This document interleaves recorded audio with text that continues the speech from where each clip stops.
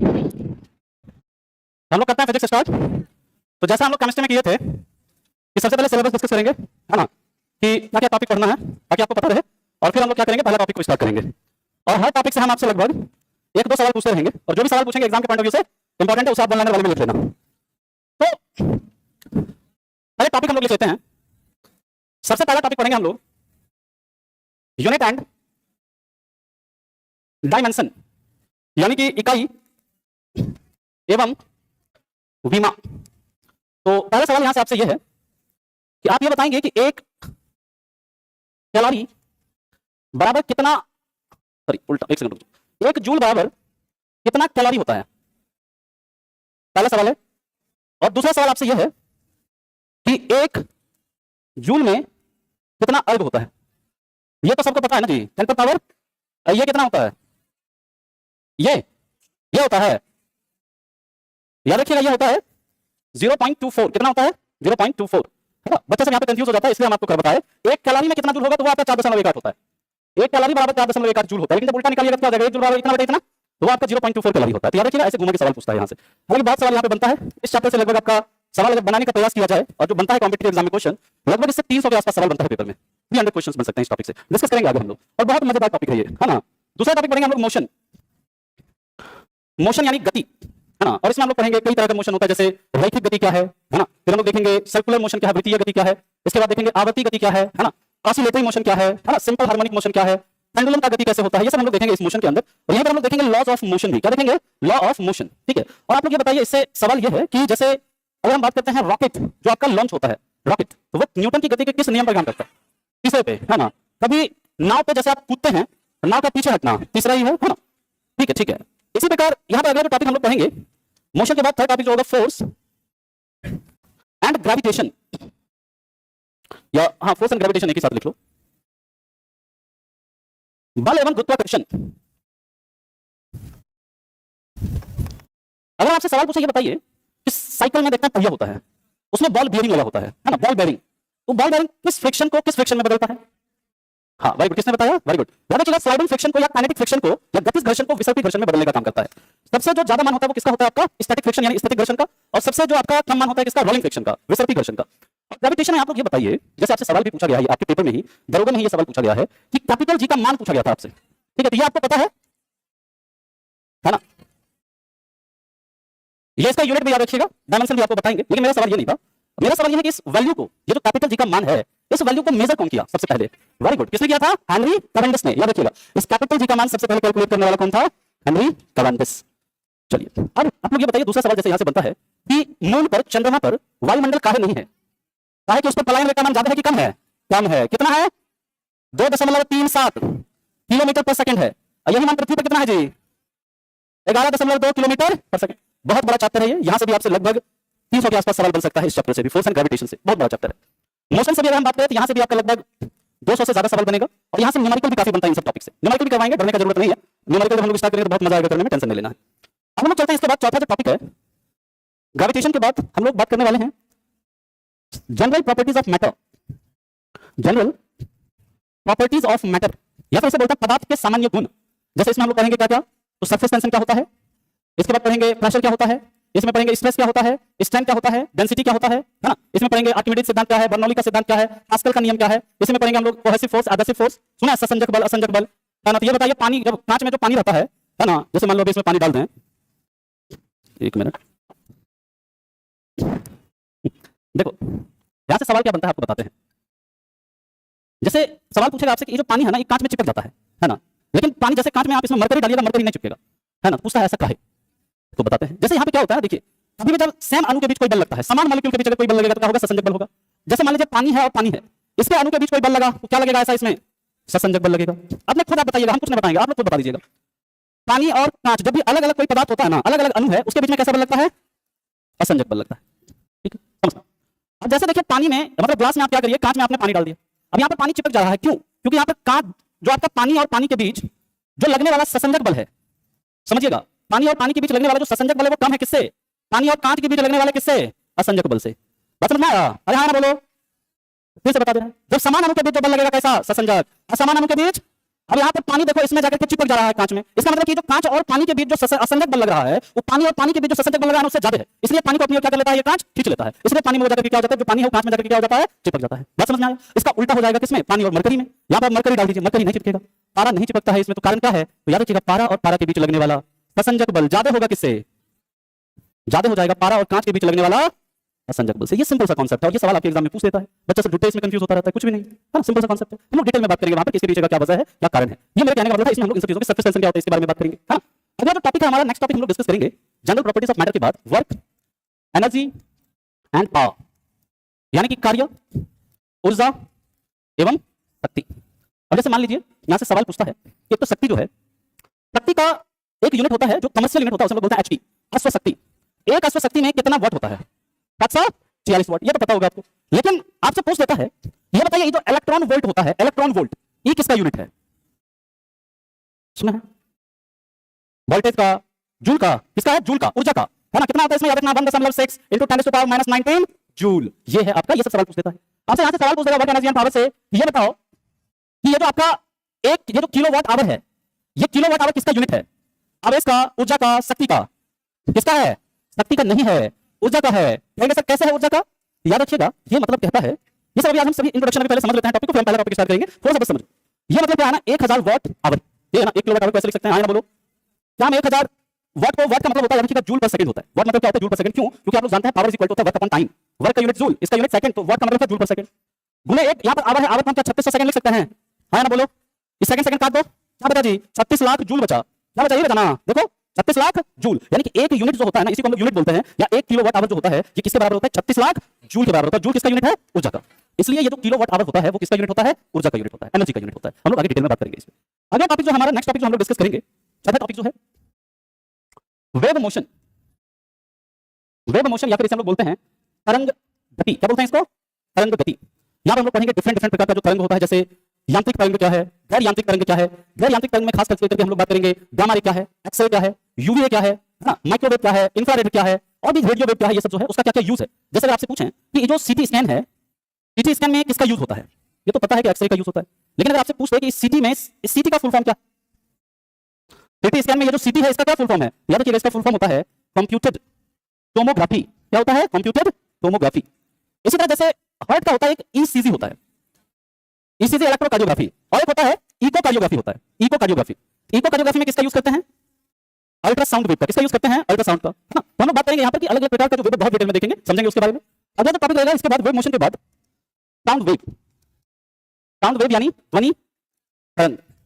इसमें हम लोग बात करेंगे साउंड का पिच क्या है, साउंड का इंटेंसिटी क्या है, यानी जो उसकी तीव्रता होती है, कारक क्या होता है। जैसे आपके एग्जाम में सवाल पूछ लिया गया कि अगर कोई साउंड एक फ्रीक्वेंसी का है, अगर किसी साउंड का फ्रीक्वेंसी सिंगल है, सिंगल फ्रीक्वेंसी के साउंड को क्या कहते हैं, सिंगल फ्रीक्वेंसी का जो साउंड होता है उसे क्या कहते हैं, टोन कहते हैं, नोट कहते हैं, क्या बोलते हैं, याद रखिएगा इसे टोन कहा जाता है, आपके एग्जाम में पूछा गया क्वेश्चन है। और मल्टीपल फ्रीक्वेंसी का साउंड है तो उसे क्या कहेंगे, नोट कहेंगे। हां, तो आगे हम लोग चर्चा करेंगे ये सब। जैसे आपसे मैं एक सवाल पूछूं यहां से, आप ये बताइए जो साउंड की इंटेंसिटी होती है, साउंड का जो तीव्रता होता है, उसको मेजर करने का ऐसा यूनिट क्या है, ऐसा यूनिट मैं यहां पर लिख रहा हूं।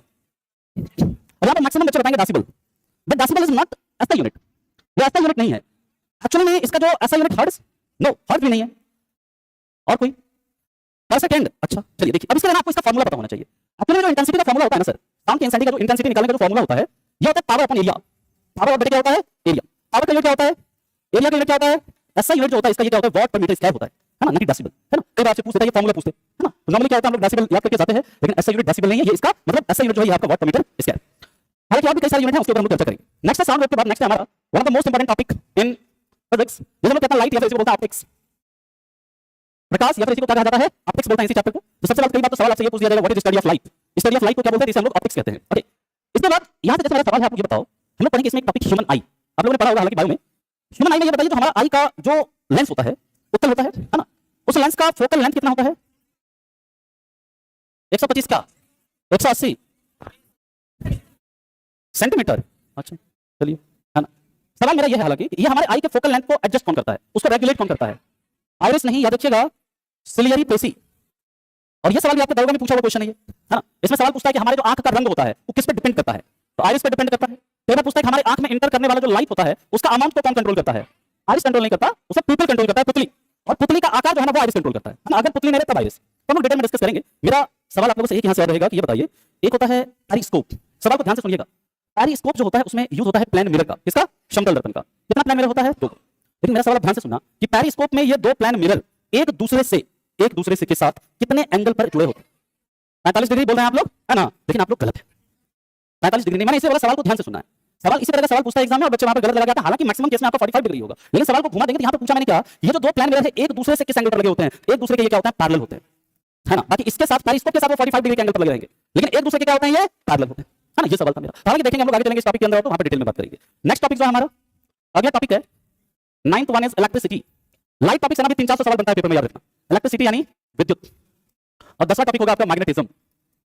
मैग्नेटिज्म या फिर जैसे हम लोग क्या कहते हैं? चुंबकत्व। इससे आपके एग्जाम में खास करके जो मैंने एनालाइज किया आपके पेपर को, उसमें left hand rule, right hand rule, है ना, फ्लेमिंग का नियम, इससे खूब सवाल बना हुआ है। तो यहां पे हम लोग इसे डिटेल में देखेंगे क्या होता है ये left hand rule, right hand rule, कि कौन सा मतलब करंट का दिशा बताता है, कौन सा बल का दिशा बताता है ना? ये सब हम लोग डिस्कस करेंगे। हाँ, मैग्नेटिज्म है। अच्छा जी रह गया? नहीं, ठीक है, कोई नहीं, ये लिख लीजिए ये सब मैग्नेटिज्म, है ना, चुंबकत्व। ठीक है, यहां से मेरा सवाल आप लोग ये बताओ कि magnetic effect of electric current, विद्युत धारा का चुंबकीय प्रभाव, इसको किसने खोजा? फैराडे ने खोजा है? गलत है आप लोग, है ना? याद रखिएगा, हैंस क्रिश्चियन ऑस्टेड। जो मैंने सवाल पूछा विद्युत धारा का चुंबकीय प्रभाव किसने खोजा? Hans Christian Oersted. और अगर आपसे ये पूछा जाए ना कि इलेक्ट्रोमैग्नेटिक इंडक्शन, अगर आपसे पूछा जाए विद्युत चुंबकीय प्रेरण, इसे कौन है? Michael Faraday. लेकिन अगर आपसे ये पूछ दिया जाए who is father of electromagnetism, ये अलग सवाल है ना? सवाल कैसा एग्जाम में पूछा उस एग्जाम उस हिसाब से आपको उत्तर देना है। मतलब सब समझता है माइकल फैराडे, नहीं, माइकल फैराडे ने विद्युत चुंबकीय प्रेरण को खोजा है। Magnetic effect of electric current को हैंस क्रिश्चियन ऑस्टेड ने खोजा है। लेकिन इस इलेक्ट्रिसिटी और मैग्नेटिज्म के बीच में सबसे पहले जो संबंध स्थापित किया था वो किसने किया था? वो किया था एम्पियर ने। किसने किया था? एम्पियर ने, है ना? और इसलिए एम्पियर को कहा जाता है फादर ऑफ इलेक्ट्रोमैग्नेटिज्म, कहते हैं इसको, विद्युत चुंबकत्व का पिता कहा जाता है एम्पियर को, है ना? इस चीज को आप याद रखेंगे। तो ये हमारे टॉपिक्स हैं, 10 टॉपिक्स लगे हैं आपको, छोटे-छोटे टॉपिक्स, मतलब 10 टॉपिक लेकिन बहुत बड़े टॉपिक्स हैं। ये सबसे ज्यादा समय जो इसमें लेगा, मैं आपको ये भी बता रहा हूं, सबसे ज्यादा समय आपके लिए लाइट लेगा। इसके बाद दूसरा जो सबसे ज्यादा समय लेगा जनरल प्रॉपर्टीज ऑफ मैटर लेगा। इसके बाद आपका ये फोर्स एंड ग्रेविटेशन लेगा। ये जो है 3 इसके सबसे बड़े टॉपिक्स हैं। लेकिन इसको जब हम लोग पढ़ेंगे, साउंड उतना बहुत बड़ा नहीं है, साउंड 3-4 लेक्चर में हो जाएगा आराम से। लाइट जो है ये सब बहुत समय लेता है, हम लोग डिस्कस करेंगे, डिटेल में देखते हैं। चलिए अब हम लोग स्टार्ट करते हैं। सबसे पहला टॉपिक है यूनिट एंड डायमेंशन। यहां पे किसी को कोई दिक्कत है तो पूछ लो। कोई दिक्कत किसी को? हाँ जी, इधर तुम लोगों का कोई दिक्कत ऑनलाइन में बताइए। चलिए ठीक है, अब हम लोग बात करते हैं सबसे पहला यूनिट एंड डायमेंशन। लेकिन पहले फिजिक्स का ना थोड़ा सा बेसिक समझ लीजिए। फिजिक्स एक्चुअली में है क्या ये समझ लो पहले, भौतिकी एक्चुअली में है क्या, फिर हम लोग पहले टॉपिक को स्टार्ट करते हैं। देखिए फिजिक्स हम लोग कहते किसे हैं कि study of relation between matter and energy, यानी कि द्रव्य तथा ऊर्जा के संबंधों का अध्ययन है। कभी अगर आपसे पूछा जाए व्हाट इज फिजिक्स, तो द्रव्य तथा ऊर्जा के बीच संबंधों का अध्ययन, संबंधों का अध्ययन है, उसी को हम लोग क्या बोलते हैं? भौतिकी कहते हैं। आप याद रखिएगा, हमारे आसपास जो भी चीज है, कुछ भी हमारे आसपास है, या तो वो एनर्जी है या तो वो मैटर है, इसके अलावा कुछ भी नहीं है। जैसे मैं बोल रहा हूं, मेरी आवाज को आप सुन रहे हैं, ये क्या है? एक एनर्जी है। ये लाइट के रूम में क्या है? एक एनर्जी है ना? ये आप देख रहे हैं, ये ग्लास है, क्या है? मैटर है ना? ये आप कर देख रहे हैं, क्या है? मैटर है। आप अपने आसपास कोई भी चीज देखिएगा, या तो वो मैटर होगा या फिर क्या होगा? एनर्जी होगा। और इसी के बीच जो स्टडी होता है ना, इसी के बीच जो अध्ययन होता है, उसी को हम लोग क्या बोलते हैं? उसी का क्या रिलेशन है, उसी को हम लोग भौतिकी कहते हैं। अब देखिए सबसे पहले आपको मैटर और एनर्जी के बीच में थोड़ा सा फर्क पता होना चाहिए। तो हम लोग आते हैं इसके ऊपर। मैटर का मतलब क्या? द्रव्य। कल हम लोगों ने पढ़ा था केमिस्ट्री में, याद करिए, कल या परसों। हर वो चीज जो क्या करती हो? स्थान करती हो, यानी ये जो है ऑक्युपाई करेगा स्पेस में, जी स्थान करेगा। बात तो सही है ये कि कोई भी मैटर है वो स्थान घेरता है। लेकिन बताओ हमारा जो आवाज है क्या है? बैंक से हटो जी, हमको बैठना है। साउंड कोई क्या स्पेस ऑक्युपाई कर रहा है?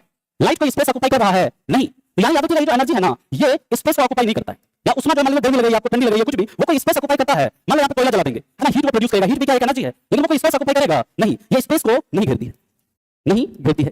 जैसे कोई भी आपका मेटल या कोई द्रव्य है ना, याद रखिएगा इसका द्रव्यमान होता है ना? इसका क्या होगा? द्रव्यमान, कुछ ना कुछ मास होगा। लेकिन याद रखिएगा ये जो है आपका, इसका मास जो होता है नगण्य होता है। ऐसा होता है, नगण्य द्रव्यमान होता है। अब इसी के बीच जो रिलेशन होता है, उसी को हम लोग क्या कहते हैं? उसी के बीच में, मतलब इस दोनों के बीच में संबंधों के अध्ययन को हम लोग कहते हैं फिजिक्स। अब आपसे एक सवाल पूछते हैं हम कि ये क्या है? मैटर है कि ऊर्जा है? बताओ। मैटर है। अब हम पूछे कि ये बताओ क्या इसको हम एनर्जी में बदल सकते हैं पूरा का पूरा? क्या मैटर को एनर्जी में बदला जा सकता है? ठीक है, कुछ बच्चा कह रहा होगा नहीं, कुछ बच्चा हाँ। देख ठीक, याद रखिएगा, हाँ ठीक है, बात सही बोल रहा है। याद रखिएगा, एक वैज्ञानिक थे आइंस्टाइन। इन्होंने 1905 में एक theory the, theory of relativity. क्या दिया इन्होंने? थ्योरी ऑफ रिलेटिविटी, या फिर हम जिसे कहते हैं सापेक्षता का सिद्धांत। और इन्होंने कहा कि भाई साहब, अगर आप किसी मैटर को एनर्जी में बदलना चाहते हैं तो आप बदल सकते हैं, लेकिन शर्त एक है। तो क्या शर्त है? कि उसका जो स्पीड है ना, उसका जो चाल है, वो आपको लाइट की स्पीड के बराबर करना पड़ेगा। अगर आप किसी मैटर की स्पीड को लाइट की स्पीड के बराबर कर देते हैं, तो वो किसमें कन्वर्ट हो जाएगा? एनर्जी में कन्वर्ट हो जाएगा। और उसमें जो एनर्जी होगी वो किसके बराबर होगी? mc² के बराबर होगी। ये थ्योरी ऑफ रिलेटिविटी किसने दिया था? आइंस्टाइन ने दिया था। यानी कि इन्होंने द्रव्यमान, मतलब द्रव्य और ऊर्जा के बीच संबंध स्थापित किया। यहाँ पर m क्या है? पदार्थ का द्रव्यमान है। पदार्थ का क्या है? द्रव्यमान। और यहाँ पर जो c है ये क्या है? प्रकाश की चाल। और प्रकाश की चाल कितनी होती है? 3 × 10⁸ मीटर पर सेकंड। सबसे पहले कौन मेजर किया इसको? ओले रॉमर। कौन किया? ओले रॉमर। कब किया? 1676 में। याद हो, ये सब याद रखना है आपको, है ना? किसने किया मेजर इसे? ओले रॉमर ने। कब किया? 1676 नॉट 1700, 1676 में, 1700 नहीं, 1676 में, 1676 में। आगे चलें। अब देखिए 2-3 पॉइंट लिख लेते हैं, फिर हम लोग पहले टॉपिक पर चलते हैं। ठीक है, अच्छा चाय पीला नहीं? ठीक है, आगे चलें। चलिए, हाँ पीते हैं, अरे कोई बात नहीं, पी लेते हैं।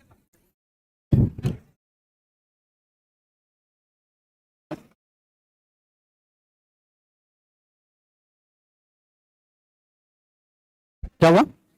अच्छा बैक स्लाइड करते हैं, चलो।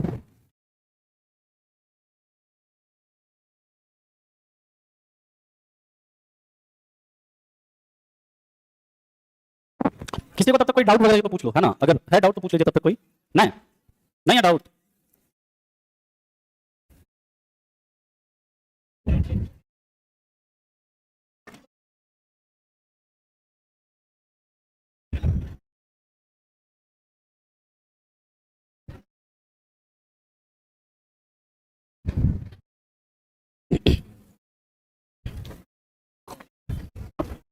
चलो अब हम लोग बात करते हैं इसके आगे। पहला टॉपिक है हमारा यूनिट एंड डायमेंशन। अच्छा ये 3 पॉइंट लिखना था ना जी। पहले लिखो फादर ऑफ फिजिक्स, या भौतिकी का पिता किसे कहा जाता है? याद रखिएगा न्यूटन को। फिजिक्स का कोई टॉपिक पढ़िएगा हर जगह न्यूटन आ जाएंगे। लाइट पढ़िएगा, लाइट में न्यूटन आएंगे। मोशन पढ़िएगा वहां पर, ग्रेविटेशन पढ़िएगा वहां पर, हीट एंड टेंपरेचर पढ़िएगा वहां पर भी आएगा। एक टॉपिक भी आ गया, देखिए न्यूटन से टॉपिक याद आ गया, भूल गए टॉपिक को लिखना, बताओ है? हीट एंड टेंपरेचर, बताओ हीट एंड टेंपरेचर, उष्मा एवं तापमान। क्या हुआ?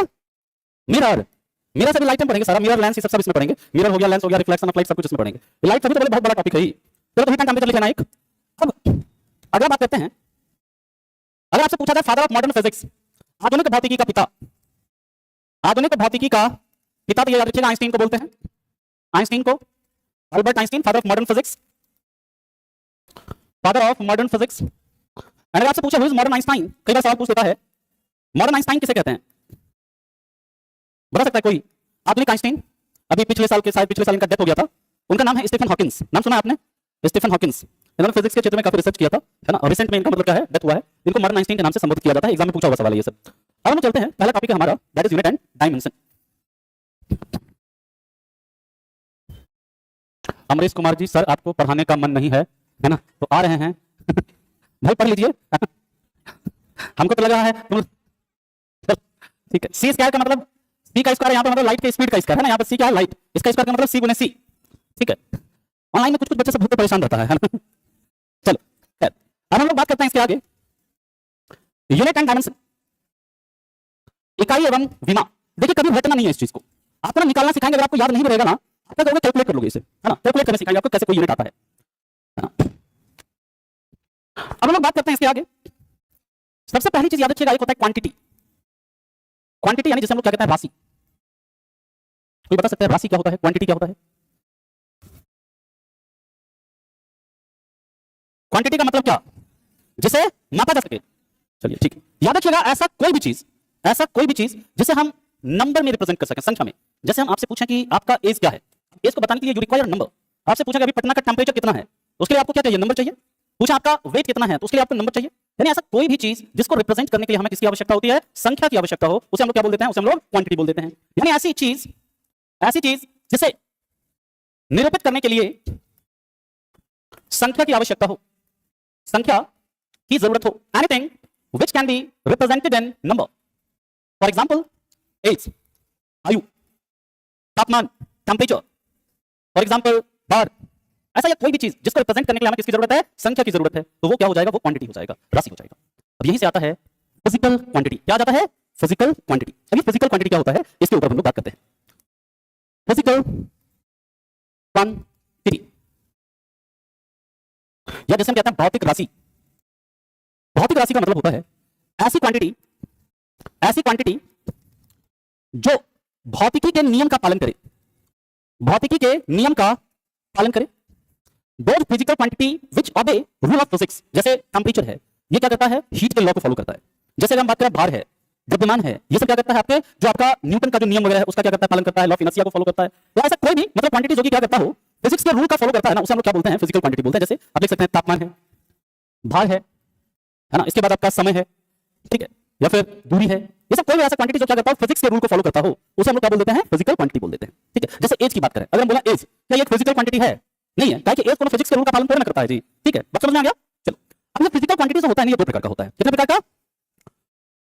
भौतिक राशियां दो प्रकार की होती है, और ये जो मैं अभी लिखाने जा रहा हूं बहुत इंपॉर्टेंट है। भौतिक राशि दो प्रकार की होती है। एक होता है जिसे हम लोग बोलते हैं अदिश राशि। अदिश राशि का मतलब क्या, स्केलर क्वांटिटी। स्केलर क्वांटिटी जो होगा ना, याद रखना कि इसका सिर्फ और सिर्फ एक मान होगा, उसका एक क्या होगा, सिर्फ और सिर्फ वैल्यू होगा, उसका कोई दिशा नहीं होगा।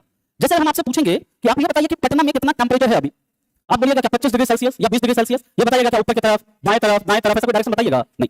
अगर आपसे पूछेंगे कि आपका द्रव्यमान कितना है, द्रव्यमान, तो द्रव्यमान अलग होता है, भार अलग होता है। भार जो होता है वो आपका इस डायरेक्शन में लगा है, पृथ्वी के केंद्र की ओर, लेकिन मास का कोई डायरेक्शन नहीं होता है ना। इसी तरह हम बात करें कि यहाँ पर ये जो पोडियम बना हुआ ये पूरा है ना, इसका कितना क्षेत्रफल है, क्षेत्रफल अगर आपसे पूछेंगे तो इसका कोई डायरेक्शन बताइएगा नहीं।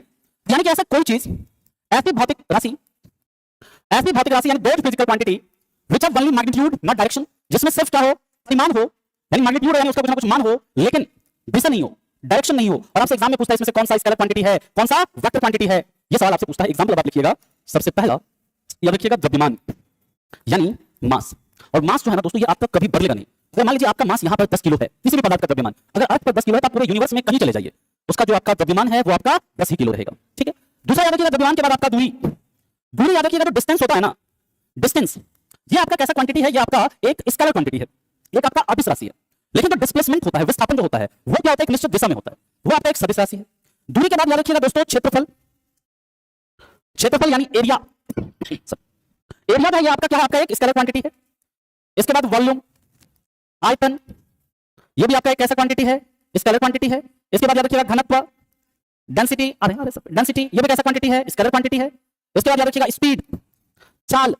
ये तो स्पीड जो है ना स्केलर क्वांटिटी है, लेकिन जो वेलोसिटी है कैसा है, वेक्टर क्वांटिटी है। और यहां से याद रखिएगा स्पीड को किस यंत्र से मेजर करते हैं, स्पीडोमीटर से। स्पीड को मापते हैं किससे, और दूरी को ओडोमीटर, ओडोमीटर से दूरी, स्पीडोमीटर से स्पीड यानी चाल। ये लिखाएंगे आपको है ना लास्ट, जैसे ये टॉपिक कंप्लीट होगा ना, जितना भी इंपॉर्टेंट मेजरिंग इंस्ट्रूमेंट है उसका आपको पीपीटी में दे देंगे, ताकि उसमें तो लिखना ही होगा, पीपीटी में दे देंगे उसको, आप उसे याद कर लेना। इसके बाद हम लोग बात करते हैं, नेक्स्ट है, अभी नहीं, अभी तो स्केलर क्वांटिटी तो पहले खत्म करें, अभी तो और है ना, चला आगे। इसके बाद याद रखिएगा सातवां है आपका दाब, प्रेशर। इसके बाद याद रखिएगा दाब के बाद आपका आता है कार्य, वर्क। इसके बाद याद रखिएगा ऊर्जा, एनर्जी। इसके बाद याद रखिएगा पावर यानी शक्ति। इसके बाद याद रखिएगा इलेक्ट्रिक करंट, विद्युत धारा। और एक इलेक्ट्रिक करंट की बात करते हैं दोस्तों, विद्युत धारा की बात करें, इसको मेजर किया जाता है एमीटर से, है ना। और एक आइडियल एमीटर, एक आदर्श एमीटर का प्रतिरोध कितना होगा, 0। कितना होता है, 0 होता है। इसके बाद याद रखिएगा इलेक्ट्रिक पोटेंशियल, या जिसे कहते हैं विद्युत विभव, जिसका यूनिट क्या होता है, वोल्ट, जिसको मेजर करता है वोल्ट मीटर से। इसके बाद याद रखिएगा कैपेसिटेंस, जो आपका धारिता होता है, जिसका यूनिट होता है क्या, फैराड। इसके बाद याद रखिएगा प्रतिरोध, रेजिस्टेंस। ये सब क्या है, ये सब आपका स्केलर क्वांटिटी है। और रेजिस्टेंस का यूनिट क्या होता है, ओम होता है ना। इसी तरह आपका इंडक्टेंस होता है एक, है ना, प्रेरकत्व जिसे बोलते हैं, जिसका यूनिट क्या होता है, हेनरी। ठीक है, ये सब आपका सब स्केलर क्वांटिटी है, याद रखिएगा। अब हम लोग चलते हैं, बात करते हैं वेक्टर क्वांटिटी की। याद है किसी को कोई दिक्कत? अब आपने सवाल नहीं पूछा, आपको सवाल पूछना था क्या, समय, हाँ समय देखो रह गया, समय लिख लो। समय, और समय को मेजर किया जाता है किससे, क्रोनोमीटर से मेजर करते हैं किसको, समय को, है ना। समय को किससे मेजर करते हैं, क्रोनोमीटर से। लेकिन बहुत फ्रैक्शन ऑफ सेकंड है, मान लो मिली सेकंड है, माइक्रो सेकंड है, उसको किससे मेजर किया जाता है, मिली सेकंड या माइक्रो सेकंड, या बहुत कम मात्रा में जो सेकंड होता है ना, टाइम होता है, उसको मेजर करता है परमाणु घड़ी यूज करते हैं उसके लिए, कौन सा, एटॉमिक क्लॉक। और एटॉमिक क्लॉक में यूज किसका करते हैं, सीजियम का। किसका यूज करते हैं इसमें, सीजियम, जिसका एटॉमिक नंबर कितना होता है, 55। ये बताओ कि कौन सा धातु जो है, कौन सा धातु हाथ पे रखने पर पिघलने लगता है, एक तो सीजियम है, दूसरा गैलियम। याद होना चाहिए, सीजियम और गैलियम दोनों हाथ में रखने पर पिघलने लगता है। अब आपने सवाल पूछना था, आपने पूछा नहीं सर, यहाँ पे आप इलेक्ट्रिक करंट लिखे, इलेक्ट्रिक करंट में स्केलर कैसे हो गया सर। बच्चे से हम लोग पढ़ते आए हैं कि इलेक्ट्रिक करंट जो है उसमें डायरेक्शन होता है ना, कि सर बच्चे से ही सब पढ़ते आए हैं, है ना, कि ये रेजिस्टेंस है, यहाँ पर ये ज्यादा है, हाई पोटेंशियल है, यहाँ पर लो पोटेंशियल है। इलेक्ट्रिक करंट जो इधर से इधर मूव करता है, यहाँ तो सर डायरेक्शन है इलेक्ट्रिक करंट में, यहाँ पर ये कुछ ना कुछ इसका वैल्यू भी होता है, चाहे 0 हो, 5 हो, 10 हो, कुछ भी हो। तो ये कैसे स्केलर क्वांटिटी है, तो याद रखिएगा कि जो इलेक्ट्रिक करंट होता है ना, ये वेक्टर का ना एडिशन रूल होता है, वेक्टर का सबट्रैक्शन रूल होता है, उसका मल्टीप्लिकेशन का रूल होता है। तो ये क्योंकि इलेक्ट्रिक करंट जो होता है, ये जैसे इधर से आया मान लीजिए 4 एम्पीयर करंट, इधर से आया 5 एम्पीयर करंट, मान लीजिए, सॉरी ये ऐसे करो, इधर से मान लीजिए आया 4 एम्पीयर करंट और इधर से आया 5 एम्पीयर करंट, ये सिंपल जोड़ करके कितना हो जाएगा, 9 एम्पीयर हो जाएगा। लेकिन वेक्टर में ऐसे नहीं जुड़ते हैं सीधा, है ना। तो याद रखिएगा, क्योंकि इलेक्ट्रिक करंट जो है ये सवाल कारण अगर आपसे पूछे तो याद रखिएगा वेक्टर के योग के नियम का पालन नहीं करता है। वेक्टर के योग के नियम का पालन नहीं करता है। Electric current don't obey rule of addition of vector या एडिशन रूल ऑफ वेक्टर, इसलिए इसे क्या कहते हैं हम लोग, इसलिए इसे हम लोग किसमें रखते हैं, स्केलर में रखते हैं। अगली बात समझ में, ये चूंकि कारण इसके पीछे है क्योंकि वेक्टर का एडिशन जैसे होता है ना, मान लो एक वेक्टर है a, यहां पर एक वेक्टर ऐसा है, इसमें मान लीजिए डायमेंशन रहता है 3i + 4j + 5k, एक वेक्टर ऐसे ही है। और दूसरा वेक्टर मान लीजिए b है जो कहता है 4i + 3j + क्या है 6k। यहां पर i और i एक साथ जुड़ेगा, क्या हो जाएगा 7j हो जाएगा a + b। सीधा यहां पर जैसे जो लिया ऐसे नहीं जुड़ते, यहां पर क्या होता है 7i प्लस आपका 7j प्लस क्या होता है 11k, इस तरह से आपका ये जुड़ता है। और इलेक्ट्रिक करंट इसी नियम का पालन नहीं करता, इस नियम का, इसलिए ये जो है ना आपका किस में आता है, ये आपका स्केलर में आता है ना कि वेक्टर में आता है। हालांकि ये सब एडिशन वगैरह आपसे पूछेगा नहीं आपके एग्जाम में, ये 11 12 का टॉपिक है, आपके एग्जाम में ये नहीं पूछता है। अब दूसरा हम लोग बात करते हैं वेक्टर क्वांटिटी यानी सदिश राशि। सदिश राशि यानी वेक्टर क्वांटिटी की जब बात करते हैं, इसमें याद रखिएगा कि इसमें परिमाण एवं दिशा दोनों होता है। इसमें मैग्नीट्यूड और डायरेक्शन जो है ये आपका क्या है, दोनों है ना। हाँ, इसमें देखिए एक और होगा, इसमें आप ऐड कर लीजिएगा यहाँ पर 16th में टेम्परेचर, तापमान लिखे थे कि नहीं लिखे थे, इसमें देखो आगे नहीं लिखा है, कोई नहीं, लिख लीजिएगा तापमान। टेम्परेचर भी आपका कैसा एक स्केलर क्वांटिटी है, ठीक है ना। इसमें एग्जांपल लिख लीजिएगा, पहला एग्जांपल लिखेंगे विस्थापन, विस्थापन यानी डिस्प्लेसमेंट। और ये याद रखिएगा आप लोग, आगे हम लोग पढ़ेंगे कि दूरी जो होता है ना, ये हमेशा विस्थापन से या तो बड़ा होगा या फिर उसके बराबर होगा। और ये एग्जाम में आपसे पूछा गया सवाल है, ये बताइए आप लोग जब पीवाईक्यू देखिएगा तो आपको मिलेगा ये सवाल कि दूरी बटे विस्थापन का जो रेशियो होता है उसका मान कितना होता है, तो ग्रेटर देन और इक्वल टू क्या होता है, 1 होता है। इस चीज को आप याद रखिएगा। परिमाण जैसे मान लीजिए अगर हम आपसे पूछें कि यहां से कोई ए जो यहां से गया और इसे गया किधर, बी की तरफ गया, यहां पर इसमें मान लीजिए 40 किलोमीटर जो है ये क्या गया, यहां से इस डायरेक्शन में गया, मान लीजिए ईस्ट का डायरेक्शन है, पूर्व का दिशा है। अब आपसे पूछेंगे विस्थापन क्या है इसका, तो विस्थापन आप कहेंगे 40 किलोमीटर किधर, ईस्ट में, पूर्व में। ये जो 40 किलोमीटर है ना, यही क्या आपका परिमाण है, ये क्या इसका डायरेक्शन है। अगर आपसे पूछा कि किसी भी वस्तु का द्रव्यमान मान लीजिए 10 kg है मास, तो इसका भार कितना होगा, 98 न्यूटन। किधर होगा, इस डायरेक्शन में, तो 98 क्या है, परिमाण है ना, 98 न्यूटन। और इधर इधर नीचे की तरफ ये क्या है इसका डायरेक्शन, ठीक है। आया बात समझ में। मैग्नीट्यूड का मतलब सिंपल जो इसका वैल्यू होता है ना, जैसे मान लीजिए कैसे बताएं कि जैसे टेम्परेचर है, टेम्परेचर कितना है 30 केल्विन या 270 केल्विन या 300 केल्विन, तो जो उसका न्यूमेरिकल वैल्यू होता है ना, जो अंकिक मान होता है उसका, जो गणितीय मान होता है, उसी को मैग्नीट्यूड बोलते हैं। अगली बात समझ में, ठीक है। चलिए अब हम लोग बात करते हैं इसके आगे। यहां तक किसी को कोई दिक्कत है तो बोलो, ठीक है।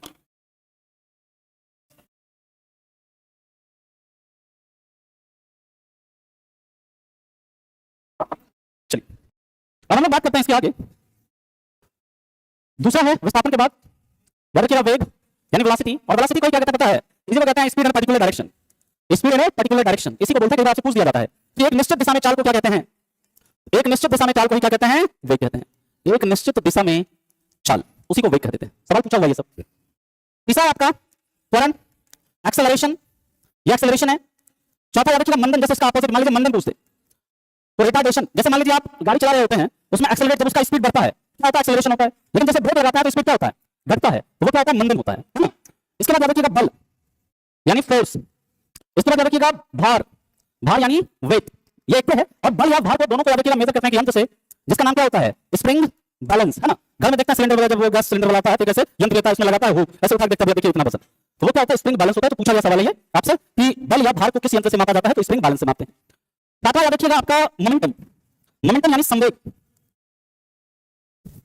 आठवां याद रखिएगा आवेग, आवेग यानी इंपल्स।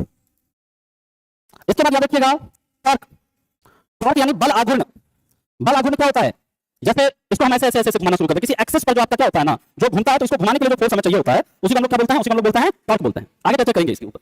इसके बाद याद रखिएगा नेक्स्ट है विद्युत क्षेत्र, इलेक्ट्रिक फील्ड, इलेक्ट्रिक फील्ड। और इसके बाद 11वां यहां पर लिख लो मैग्नेटिक फील्ड। इसका क्या होता है आपका, इसका भी आपका डायरेक्शन होता है, चुंबकीय क्षेत्र। बाकी और भी कई सारे क्वांटिटी है, तो उसको हम लोग जब आगे पढ़ते रहेंगे फिजिक्स में, वहां पर बताते रहेंगे कौन सा स्केलर है कौन सा वेक्टर है। लेकिन जो सबसे इंपॉर्टेंट है आपका ये सब है, ठीक है। क्या हुआ, मोमेंटम का एग्जांपल देखिए। हाँ, गुरुत्वाकर्षण क्या क्या है, गुरुत्वाकर्षण आपका एक वेक्टर है। गुरुत्वाकर्षण तो फोर्स है ना जी, तो फोर्स में आ जाएगा। गुरुत्वाकर्षण वगैरह ये सब इसी में आएगा, चुंबकीय बल, है ना, आपका इलेक्ट्रोस्टैटिक फोर्स, ये सब तो सब इसी बल में आ जाएगा, है ना, पेशीय बल, फ्रिक्शन फोर्स। हाँ बोलिए, कैपिटल जी कौन सा, अच्छा कैपिटल जी तो स्केलर क्वांटिटी होगा वो, है ना, क्योंकि इसका कोई डायरेक्शन थोड़ा ना होता है, ये एक अदिश राशि है ना। स्मॉल जी जो है ना, ये आपका एक सदिश राशि है, क्या कि ये क्या आपका एक त्वरण है, ऐसा गुरुत्वीय त्वरण है। अगर बात समझ में, ठीक है। अब हम लोग बात करते हैं इसके आगे। अब देखिए यूनिट की हमें जरूरत क्यों पड़ी, सबसे पहले हमें ये समझना है, ठीक है, इसकी आवश्यकता क्या थी। अच्छा मोमेंटम का एग्जांपल रह गया, नहीं जैसे मान लीजिए ये कोई ऑब्जेक्ट है ना, इसका मास मान लीजिए m, और ये v वेलोसिटी से चल रहा है, तो मोमेंटम जो होता है ना, एक्चुअली में वो बताता है कि कोई भी द्रव्यमान जो है उसका, मतलब कोई भी पदार्थ जो है ना, उसका वेग क्या है उसके बारे में बताता है मोमेंटम। जैसे मान लीजिए अगर आपको दे दे कि कोई भी पदार्थ है, इसका द्रव्यमान है 10 kg और इसका मोमेंटम आपको दे दे कितना है 200 केजी मीटर पर सेकंड। तो मोमेंटम से आप क्या पता कर सकते हैं, मोमेंटम जो है वह फिजिकल क्वांटिटी है, संवेग वह भौतिक राशि है जो किसी भी पिंड के वेग के बारे में बताता है या जो किसी पिंड के वेग का मान बताता है। अब यहां पर आपको मोमेंटम पता है कितना है 200 केजी मीटर पर सेकंड, और मोमेंटम का फार्मूला T = m/v। आपको निकालना इसका वेलोसिटी, तो क्या हो जाएगा बताओ, 200 बराबर कितना 10 × v, तो v कितना आ गया 20 मीटर पर सेकंड। यानी कि मोमेंटम जो है उससे हमें क्या पता चल गया, उससे हमें किसी पिंड का वेग का मान पता चल गया। ठीक है, और काइनेटिक एनर्जी और मोमेंटम के बीच में रिलेशन याद रखना होगा, आगे हम बताएंगे ऐसे, ये सब याद करना है आप लोगों को। काइनेटिक एनर्जी इक्वल टू कितना p²/2m। कैसे सवाल बनता है यहां से बताएंगे आगे, याद किसी को कोई दिक्कत आगे समझ में। अब देखिए सवाल उठता है कि यूनिट का जरूरत पड़ा क्यों, क्या आवश्यकता है। तो देखिए अगर मैं यहां पर 5 नंबर लिख दूं 10 20 30 40 50, ये 5 नंबर लिख दिया। अब हम आपसे पूछें कि ये बताओ कि हम किसका किसका वैल्यू लिखे हैं। अगर जब तक आप हमारे माइंड को रीड नहीं कर पाइएगा तब तक इसको बता पाइएगा नहीं बता पाइएगा। एक है ना कोई लड़की है सुहानी करके ना, जो पढ़ती है ना दिमाग में, ये भी साइंस से है कोई। चलिए फिर यहां पर देखिए, अगर मैं यहां पर सिर्फ मैंने नंबर लिखा हुआ है आप ये नहीं बता सकते कि मैंने किसका मान लिखा हुआ है। लेकिन जैसे मैं मान लीजिए यहां पर मैं 40 न्यूटन लिखूं, 20 केल्विन लिखूं, 30 जूल लिखूं, 40 कूलम्ब लिखूं एंड 50 ओम लिखूं, now you are able to tell me about कि हमने किसका मान लिखा है। अब आप हमें बता सकते हैं कि ये या तो बल है या फिर भार है, बता सकते हैं ना, या बता सकते हैं सर ये तापमान का मान है, ये बता सकते हैं सर या तो ऊर्जा है या कार्य है या उष्मा है, ताकि तीनों का यूनिट ये होता है ना जी। ये बता सकते हैं सर ये आवेश का मान लिखा आपने, ये बता देंगे सर ये किसी ना किसी का आपने प्रतिरोध लिखा है। यानी कि हमें यूनिट की आवश्यकता क्या पड़ी, याद रखिएगा कोई भी फिजिकल क्वांटिटी है, कोई भी भौतिक राशि है, तो उसको रिप्रेजेंट करने के लिए हमें दो चीज का जरूरत पड़ता है ना। तो अगला पॉइंट लिखिएगा, किसी भौतिक राशि को, ये सवाल पूछा हुआ सवाल है, किसी भौतिक राशि को आपके पेपर में नहीं पूछा लेकिन एग्जाम में पूछा हुआ सवाल है, किसी भौतिक राशि को निरूपित करने के लिए दो चीजों की आवश्यकता होती है। दो चीजों की क्या होती है, आवश्यकता होती है। एक होता है आपका उसका गणितीय मान या अंक गणितीय मान, या फिर जैसे हम लोग बोलते हैं न्यूमेरिकल वैल्यू, क्या बोलते हैं न्यूमेरिकल वैल्यू या फिर अंक गणितीय मान। और दूसरा उसका क्या चाहिए होता है हमें, यूनिट। क्या चाहिए होता है, यूनिट यानी इकाई, है ना। कोई भी फिजिकल क्वांटिटी है उसको आपको रिप्रेजेंट करने के लिए तो उसका गणितीय मान चाहिए, और उसके लिए उसका क्या चाहिए, एक यूनिट चाहिए। जैसे अगर हम बात करें कि द्रव्यमान कितना है, आप कहेंगे 10 केजी, खाली 10 बोलेंगे तो समझ में आएगा क्या, नहीं आएगा। टेंपरेचर पूछेंगे कितना है, तो आप क्या कहेंगे, एक तो खाली केल्विन बोलेंगे तो समझ में आएगा क्या, पूछेंगे कितना टेंपरेचर है, आप बोलिए केल्विन, अरे भैया कितना केल्विन। तो जो भी है मतलब आपको एक न्यूमेरिकल वैल्यू चाहिए और क्या चाहिए आपको, यूनिट चाहिए। अब इसके आगे की चर्चा करते हैं। अब ये जो यूनिट होता है ना, देखो एक होता है फंडामेंटल यूनिट होता है, एक सप्लीमेंट्री यूनिट होता है। फंडामेंटल यूनिट जो होता है वो मतलब ऐसे यूनिट जिससे कि बाकी का यूनिट हम प्राप्त करते हैं, है ना। जैसे फंडामेंटल यूनिट जो होता है ना वो ऐसा यूनिट है जिससे कि बाकी का अन्य यूनिट हम क्या कर रहे हैं, प्राप्त कर रहे हैं। और ऐसा फंडामेंटल यूनिट कितना है, 7 को है। याद रखिएगा फंडामेंटल यूनिट की बात करते हैं और जिसका भी फंडामेंटल यूनिट होगा वो कैसा क्वांटिटी होगा, वो फंडामेंटल क्वांटिटी होगा, समझिएगा। इसे कहते हैं हम लोग मूल इकाई, क्या कहते हैं, मूल इकाई। और इसकी संख्या कितनी है, इसकी संख्या है 7। फिर हम लोग सप्लीमेंट्री यूनिट की बात करेंगे, और ये जो 7 फंडामेंटल यूनिट है, जिसका जिसका भी ये 7 फंडामेंटल यूनिट होगा उसको हम लोग क्या बोलेंगे, उसको फंडामेंटल क्वांटिटी कहेंगे, उसको मूल राशि कहेंगे। और ये मूल राशि कितना होगा, 7 को। ये कौन कौन सा है, तो सबसे पहले याद रखिएगा लेंथ, लेंथ या फिर जैसे हम लोग बोलते हैं लंबाई। और ये जो लंबाई है इसका यूनिट क्या होता है, मीटर। डिनोट करते हैं इसको स्मॉल m से, ये भी याद रखिएगा कैसे डिनोट करते हैं, स्मॉल m से। दूसरा होता है याद रखिएगा लेंथ के बाद आपका द्रव्यमान या मास, इसका यूनिट क्या होता है, किलोग्राम, किलोग्राम। और डिनोट कैसे करेंगे इसको, केजी, स्मॉल के स्मॉल जी, केजी, है ना। तीसरा याद रखिएगा समय, समय यानी टाइम, इसका यूनिट क्या होता है, सेकंड, सेकंड। और इसको डिनोट करते हैं कैसे, स्मॉल एस से, स्मॉल एस से। चौथा याद रखिएगा है तापमान, तापमान या जैसे हम लोग बोलते हैं टेंपरेचर, इसका जो यूनिट होता है वो होता है केल्विन। और इसको डिनोट करते हैं कैपिटल के से, है ना, किससे डिनोट करते हैं, कैपिटल के से। अच्छा एक सवाल है, जैसे मान लीजिए कई सारा यूनिट होता है ना, जैसे उसको हम capital K, capital G, capital C, capital N इसे डिनोट करते हैं। कुछ को हम लोग स्मॉल एस से, स्मॉल एम से, केजी से, हाँ इस तरह से डिनोट करते हैं। आखिर इसको कैपिटल से हम लोग क्यों डिनोट कर रहे हैं, जैसे कैपिटल ए है एम्पियर, कुछ ना कुछ तो कारण होगा ना इसके पीछे। इसको हम स्मॉल में कहीं डिनोट कर रहे हैं, कैपिटल में कहीं डिनोट कर रहे हैं, बाद में आया इसलिए। याद रखिएगा जितना भी यूनिट आप देखिएगा ये सब किसी ना किसी वैज्ञानिक के नाम पर है, और जो भी यूनिट वैज्ञानिक के नाम पर रहता है ना उस यूनिट को हम लोग कैपिटल में डिनोट करते हैं। जूल वैज्ञानिक है, केल्विन वैज्ञानिक है, कूलम्ब वैज्ञानिक है, न्यूटन वैज्ञानिक है, एम्पियर वैज्ञानिक है ना, टेस्ला वैज्ञानिक है। ये सब जितना भी आपका कैपिटल लेटर से जो भी यूनिट डिनोट होता है उसे वैज्ञानिक के नाम पर होता है, इसलिए उसे हम लोग क्या करते हैं, कैपिटल लेटर से डिनोट करते हैं। अब हम लोग बात करते हैं इसके आगे स्मॉल से, जिसका कोई मतलब ऐसा वैज्ञानिक नहीं है, वैज्ञानिक के नाम पर जो नहीं है, जैसे किलोग्राम ऐसा कोई वैज्ञानिक के नाम पर नहीं है, ठीक है। अब हम लोग बात करते हैं इसके बाद, चौथे के बाद पांचवा है अमाउंट ऑफ सब्सटेंस, टेंपरेचर हो गया ना, हाँ धारा, इलेक्ट्रिक करंट लिख लीजिए, इलेक्ट्रिक करंट या विद्युत धारा,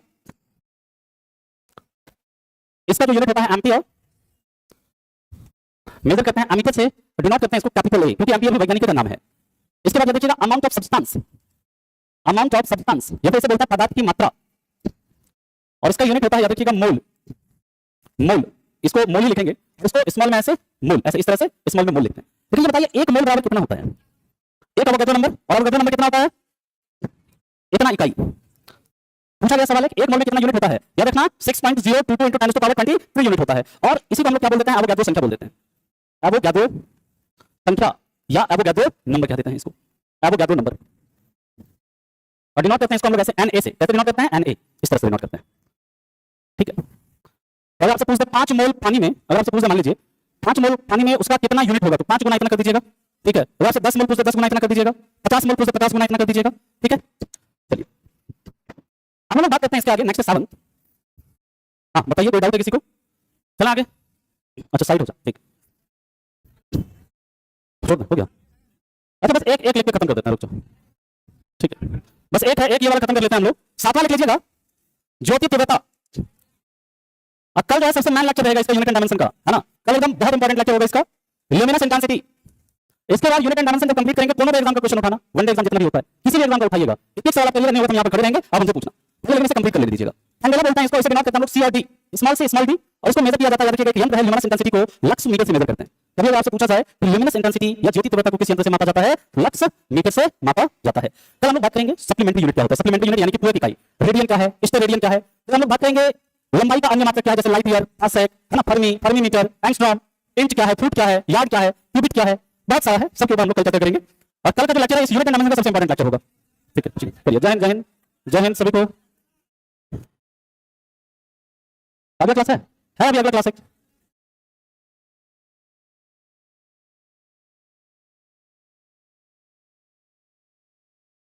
आठ बजे आप लोगों का ज्योग्राफी का क्लास है ना। 7 बजे आपका ज्योग्राफी का क्लास है, 7 से 8, 7 PM to 8 PM।